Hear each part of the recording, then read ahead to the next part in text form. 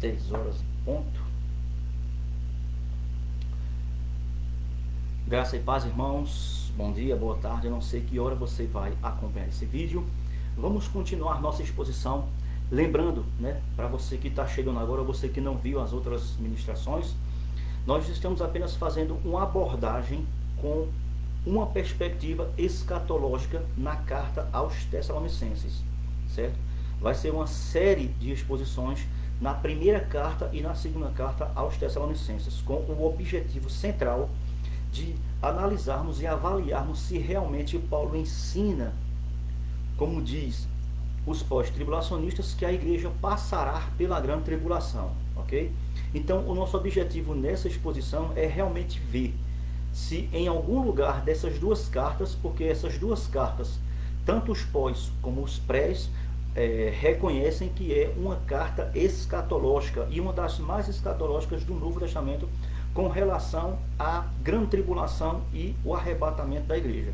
Então, como meus queridos querem insistir que a igreja passará pela grande tribulação, então nós vamos avaliar, estamos nesse processo de avaliação, mesmo que de forma resumida e panorâmica, vamos analisar se Paulo ensina aos irmãos a como é que se deve passar quando estivermos no período tribulacional, a grande tribulação.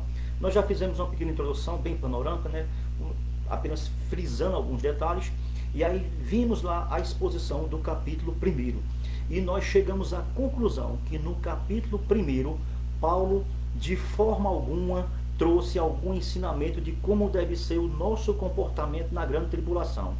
Paulo, automaticamente, a analisar ali aquele capítulo, nós analisarmos, vimos claramente que em momento algum Paulo ensinou aos irmãos de como devem enfrentar a grande tribulação. Apesar de que a palavra tribulação aparece uma vez nesse capítulo, mas ela tem um contexto totalmente ali onde se aplica às adversidades, às aflições cotidianas do dia a dia que cada um enfrenta. Depois também vimos o capítulo 2, que tem 20 versículos, e não encontramos nada, nenhum material adicional que possa trazer ferramenta ou nos ajudar ou indicar que a igreja passará pela grande tribulação. Paulo não trouxe nenhum ensino com relação a como deve ser o comportamento do cristão durante a grande tribulação. Chegamos aqui hoje no capítulo de número 3, e ele é um capítulo pequenininho, tem apenas 13 versículos, ok? E nós vamos averiguar de forma bem rápida, mas que não vamos deixar muitas coisas abertas, porque o nosso objetivo é saber se Paulo ensinou aos irmãos da igreja de Tessalonicenses como é que eles enfrentam a grande tribulação.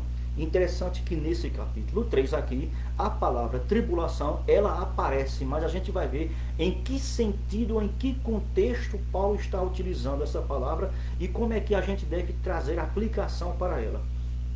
Hoje a gente vai aqui usar algumas versões diferentes, porque esse capítulo 3, ele tem um versículo muito interessante que muitos abençoados aí, principalmente da linha reformada, que eu não sei que reforma é essa, gostam de utilizá-lo de forma descontextualizada para validar a sua confissão de fé.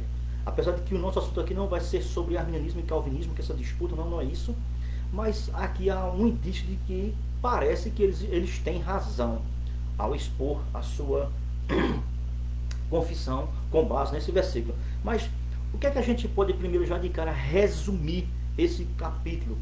Nós podemos aqui observar que o pensamento central, as palavras central, chave desse capítulo 3 aqui, nós poderíamos dizer que é a palavra confirmação. É onde Paulo ali tem aquele cuidado, de confirmar, de fortalecer, de encorajar aqueles irmãos devido às perseguições, às aflições que aconteciam e que estavam acontecendo uma em cima da outra. E que a gente tem que entender também o contexto a qual isso estava acontecendo e que isso foi o motivo pela qual preocupou Paulo. E a gente também tem que entender que havia alguns camaradas que estavam já há muito tempo ali, vindo perturbando, difamando, trazendo, levantando calúnias como um charlatão sobre o ministério de Paulo. E aí eles tentavam a todo custo tentar desmentir aquilo que Paulo estava dizendo. E a gente observa isso muito bem ao nós vermos ali quando foi a origem da igreja na cidade de Tessalônica, onde os próprios judeus lá se levantaram e ficaram contra Paulo, e quando sabiam que Paulo estava em uma determinada região, eles juntavam uma comitiva, uma caravana, e iam para lá para tentar minar o ministério de Paulo, ok? Então, se a gente observar, a gente fez aqui apenas algumas pequenas divisões nesse capítulo, para que a gente possa ir avaliando partes por partes o que Paulo quer dizer.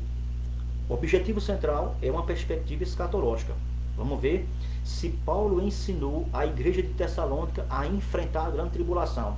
Capítulo 1 a gente já teve vitória, 1-0 para nós, 1-0 para o pré. Capítulo 2, Paulo também não ensinou, então 2-0 para o pré, ok? Vamos lá, capítulo 3. Olha como é que se inicia. Eu vou usar aqui a versão atualizada, mas eu vou usar outras versões para que a gente tenha um discernimento melhor em algumas passagens que vai ter nesse capítulo. Por exemplo, no versículos aqui de 1 a 4. O que é que nós encontramos no versículo de 1 a 4? Você já pode observar aqui que Paulo, ainda preocupado, e demonstra o seu amor e o seu cuidado para com a estabilidade, né, daqueles irmãos, sabendo do nível das perseguições e das intensidades, né? Paulo, ele se sente ali muito desejoso de poder visitar aquela igreja, porém ele estava impedido. E aí o que é que Paulo faz? Ele envia Timóteo para que Timóteo levasse encorajamento, levasse exortação, levasse consolo, até para animar, né, vamos assim dizer, a fé daqueles irmãos, porque surgiu ali algumas dificuldades na caminhada daqueles irmãos. E aí Timóteo é enviado, e ao mesmo tempo, ele depois, algum tempo, a gente não sabe dizer quanto tempo passou, ele volta com informações para Paulo. Mas enquanto ele não volta com informações, o que é que nos diz o texto?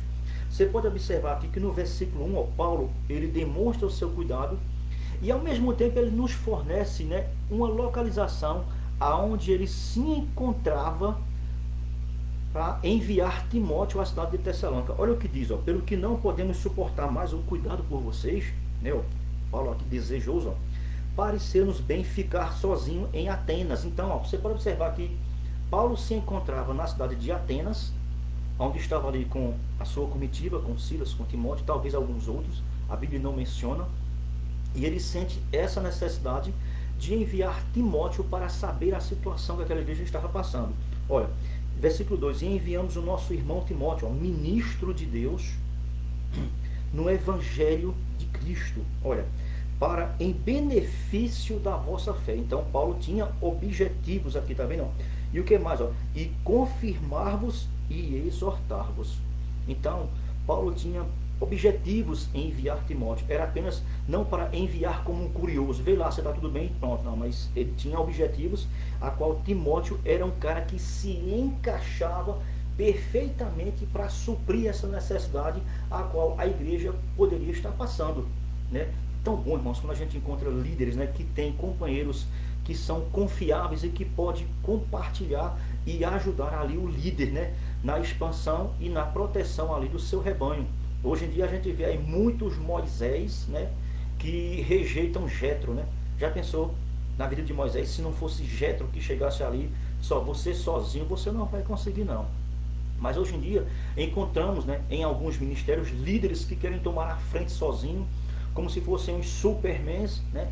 E muitas vezes tem obreiros, pessoas que estão ali, que são capacitadas, que podem contribuir até para aliviar a sua carga, né? Mas o egoísmo, né, o status não deixa.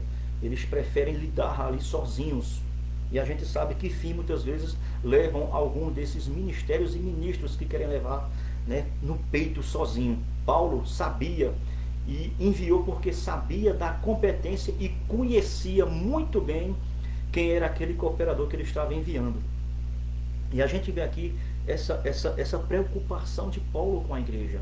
Mas no versículo 3, que se você observar o versículo 2, termina com uma vírgula. E ele vai continuar demonstrando o porquê que ele queria enviar Timóteo. É a necessidade de enviar Timóteo. Olha, Primeiro, era para benefício da vossa fé, confirmar e exortar, a fim de que ninguém se inquiete. Então tinha um objetivo. O versículo 3 diz assim, ó, a fim de que ninguém se inquiete com estas tribulações. Ponto. Mal começamos o capítulo e aí já nos de cara aparece a palavra tribulação. Aos pós. Olha, tá vendo aí? Meu Deus do céu. Que falta, né, de conhecimento e quanta ignorância, né, em querer descontextualizar ou dar um sentido à palavra a qual o contexto não suporta tais interpretações. O objetivo aqui de Paulo é que havia uma inquietação no meio daqueles irmãos e que essa inquietação, o motivo pela qual trouxe era essas tribulações. A palavra para tribulação aqui é tilipsis, que significa ser oprimido, ser apertado de todos os lados, ser espremer. Ou seja, então Paulo aqui está falando que as perseguições que estavam acontecendo naquela época, Paulo reconhece que dependendo do nível e da intensidade das tribulações, ela pode trazer prejuízo para a igreja. Agora imagina a grande tribulação, como é que não vai ser? Se as tribulações cotidianas do dia a dia já trouxe deficiência para a fé dos irmãos naquela igreja, então imagina a grande tribulação. Olha só, já imaginou? Você não faz ideia do que tem sido preparado pelos governos, pelas potências mundiais, para que onde elas serão empregadas nesse período singular, único da história. Você não faz ideia. Mas Paulo aqui vai dizer no versículo 3, nessa versão atualizada de Almeida, vai dizer, ó, versículo 3, a fim de que ninguém se inquiete com estas tribulações. Ó. Aí ele vai dizer por quê? Ó. Ele agora vai explicar o porquê eles não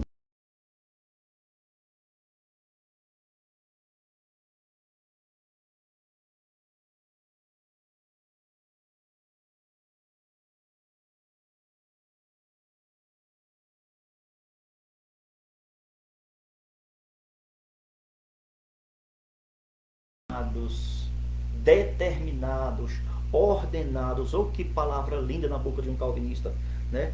Mas qual é o sentido que Paulo aplica a essa questão de ser destinado ou de ser ordenado, né? O que é que Paulo aqui quer dizer? Primeiro a gente aqui tem que fazer algumas perguntas, como a gente mesmo aqui fez no início, o que levou a essa inquietação, essas tribulações, mas o que estava mais por trás mais dessas tribulações? Como a gente aqui pode observar muito bem no contexto, desde o capítulo 1, quando Paulo fala, se refere às aflições diárias, perseguições. Ou seja, a partir de que naquela época você se tornava um cristão, você passava a ser uma ameaça para o sistema daquela época mundana, né? Você pode observar isso muito bem lá, quando Paulo vai exortar a Timóteo, né? Lá no capítulo, não lembro agora bem o capítulo, mas é na primeira carta que diz que aquele que quer viver uma vida piedosa em Cristo, ele padecerá aflições. Então, ou seja, a partir de que naquela época, e hoje também, hoje nem tanto, e aqui no Brasil é que não acontece mesmo, mas em certas regiões, a partir de que você toma uma posição com relação a Cristo, você passa a ser uma ameaça aonde você está. Então, com certeza, meu amigo, as aflições virá sobre você. Era isso que Paulo aqui estava dizendo. E Paulo, interessante que Paulo disse que isso que eles estavam passando, eles já sabiam que isso poderia acontecer devido a posições que eles tomaram. Porque lembre que essa carta ela foi escrita aproximadamente, segundo os estudiosos, uns 6 a 7 meses, ou até mesmo uns colocam como ano, depois que Paulo esteve naquela cidade. Então Paulo passou 3 semanas lá instruindo os irmãos, ensinando, convertendo eles, né, a partir do Evangelho, e Paulo com certeza deixou isso muito claro que era o segundo passo que ia acontecer na vida deles. Por isso que ele vai dizer, ó, no versículo 3, ó, porque vós mesmos sabeis. Ou seja, quando Paulo utiliza essa expressão sabeis, então Paulo está falando de algo a qual eles já eram instruídos. Então eles sabiam disso, então por eles saberem, não havia, assim, vamos assim dizer, um motivo pela qual eles deviam ter tomado essa postura que tomaram. Ou seja, a gente reconhece no capítulo 2 que Paulo faz tantos elogios a ponto de reconhecer que eles eram um exemplo, eram um modelo, né, de fé, de amor, de esperança, mas aqui Paulo encontra uma debilidade entre eles e que o motivo era eles não saberem diferenciar as situações do dia a dia. E você pode ver que também havia um ensino já errado contra o ensino de Paulo. Se você quiser me acompanhar, lá em 2 Timóteo, no capítulo 2, Paulo diz uma coisa muito interessante a respeito de uns camaradas que estavam pervertendo o ensino de Paulo. E possivelmente esses caras também chegaram à cidade de Tessalônica, certo? E perturbaram os irmãos devido às situações de perseguições, e eles utilizaram essas situações, né, para distorcer o ensino que Paulo já tinha ensinado. Então, olha quem eram esses camaradas e o que é que eles estavam ensinando naquela época já. Viu? Olha só. 2 Timóteo, capítulo 2, e o versículo 17 diz assim, ó: além disso, ó, a linguagem deles corrói como câncer, entre os quais se incluem, ó, Himeneu e Fileto. Ou seja, a linguagem de Himeneu e Fileto era como um câncer, como uma gangrena, que é pequenininha ali e vai se expandindo, vai crescendo até que domine todo o seu corpo. Então, se não houver um tratamento, enquanto ela for pequenininha, você corre o risco de que ela se aposse de você por todo e fim da sua vida. Era o ensino que esses dois camaradas estavam fazendo naquela época já com Paulo. E eles aproveitaram aquelas oportunidades das perseguições e utilizaram ela como se fosse o cumprimento de uma profecia que é muito vista no Antigo Testamento. Aí ele vai dizer no versículo 18, 2 Timóteo 2, 17 e 18. 18 vai dizer, ó: estes, e aqui, como é que o calvinismo fica? É um malabarismo tão grande para eles. Ó: estes se desviaram da verdade. Possibilidade de desvio, uma vez salvo, salvo para sempre. Segundo essa parte aqui que Paulo está dizendo, não. Mas para o calvinismo, não, é porque eles não eram eleitos. Sempre é essa falácia, essa balela. É porque não eram eleitos. É porque não era. Então eu quero saber como é que você pode se desviar de algo que você não é. Eu quero saber como é que você pode se divorciar sem ser casado. Me explica aí, meu querido. Calvinismo, cara, pelo amor de Deus, olha. Estes se desviaram. Paulo é enfático. Paulo mostra que há a possibilidade de você negar a fé, se desviar e voltar atrás. Aconteceu muito isso com a carta aos Hebreus. Mas vamos continuar. Estes se desviaram da verdade, ó, asseverando. A palavra que asseverar significa uma confirmação tão verdadeira a ponto de uma coisa que é mentira se tornar verdade pela veemência como se fala. Era isso que eles aqui diziam, olha. Estes se desviaram da verdade, asseverando, ó, que a ressurreição já se realizou. A ressurreição está ligada ao arrebatamento. Viu? Ressurreição e arrebatamento são eventos aqui, ó, que não tem como você desligar um do outro. Então eles estavam dizendo que isso já tinha acontecido. Olha só. E estão, olha só, então com esse falso ensino, o que é que eles estavam fazendo? Estão pervertendo a fé a alguns. Ou seja, esse algum aqui se refere àqueles que não estavam ainda se firmados com convicção, como Paulo aqui vai dizer, certo? Deixa eu aqui voltar de novo. Então, o que é que estava acontecendo? Interessante, ó, que até os cabas que se desviaram, a maneira como está ali, você pode observar que até eles eram pré-tribulacionistas, até os que se desviaram, porque eles já estavam dizendo que a igreja, naquela época, já estavam vivenciando o dia do Senhor. Interessante, ó, que ele coloca o dia do Senhor, a vingança, onde Deus entrará com juízo e castigo sobre toda impiedade. Então ele está dizendo aqui, isso aí só vai acontecer depois da ressurreição. E a ressurreição, ela é seguida com o quê? Com o arrebatamento. Então, ó, até os hereges naquela época, eles eram pré-tribulacionistas. Você já parou para perceber isso? E aí, fomos destinados? O que é que Paulo vai ensinar e o que Paulo quer dizer? Mas antes de vermos esse versículo, vamos ver em uma outra tradução para você ver como ela vai dar mais luz ao que quer dizer esse versículo. Por exemplo, a Bíblia Viva. A Bíblia Viva vai dizer assim, ó: para que vocês, ó, não ficassem abalados. Eu vou passar muito tempo só nesse versículo 3, porque a gente vai rapidamente, mas a gente vai entender, porque o foco central está no versículo 3. Olha só: para que vocês não ficassem abalados, ó, com todas as aflições que estavam sofrendo. Todas as aflições. Olha como essa versão aqui ela foi mais enfática ao tratar a palavra tilipsis, tribulação, dentro do seu contexto. Ó. Vocês sabem naturalmente, olha essa versão como foi interessante, ó, que tais aflições, ó, fazem parte do plano de Deus para nós, os santos. Aqui também, se a gente for levar, essa versão foi traduzida de forma mais clara, né, mais evidente, né, mostrando qual era o propósito daquelas aflições, certo? A gente aqui pode colocar essa mesma situação aqui, ó, e encaixar com Romanos capítulo 5, e a gente vai entender qual é o propósito dessas tribulações diárias. Ó. Olha só, em Romanos capítulo 5, Paulo vai dizer uma coisa muito interessante. Ó. No versículo 2, ó, pois, ó, devido à nossa fé, ó, ele nos colocou nesse lugar do mais alto privilégio, ó, onde agora nos encontramos, ó, e nos levou a essa graça na qual agora estamos firmes e nos alegramos na esperança de participar da glória de Deus. Ó. Podemos nos alegrar, eu estou lendo na versão viva, certo? Versículo 3, ó, podemos nos alegrar igualmente, ó, quando nos encontramos diante de sofrimentos, tribulações, que é a linguagem que vocês conhecem. Deixa eu botar a linguagem que vocês conhecem que fica melhor, atualizada. Ó.